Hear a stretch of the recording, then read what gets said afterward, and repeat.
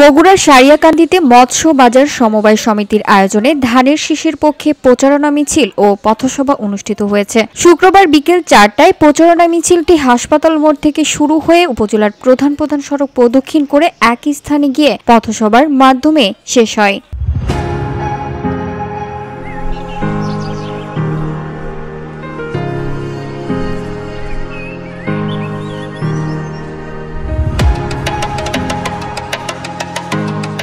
এ সময় উপস্থিত ছিলেন সারিয়াকান্দি পৌর বিএনপির সাবেক যুগ্ম আহ্বায়ক মেহেদী হাসান সুফল। এছাড়াও উপস্থিত ছিলেন যুবদল নেতা ফজলুল করিম রাবু ও আসিফ হাসান, শ্রমিক দলের যুগ্ম সাধারণ সম্পাদক জুয়েল রানা, পৌর জাসাসের সহ সভাপতি আলমগীর হোসেন, মৎস্য বাজার সমবায় সমিতি সভাপতি লাবলু ইসলাম নাহিদ ও সাধারণ সম্পাদক গৌর মণ্ডলের নেতৃত্বে সমিতির সদস্যগণ উপস্থিত ছিলেন। অংশগ্রহণকারীদের মধ্যে ছিলেন সদস্য গোবিন্দ, দুতিরাম, ধর্ণ, সোনা, বাবলু সহ অন্যান্যরা।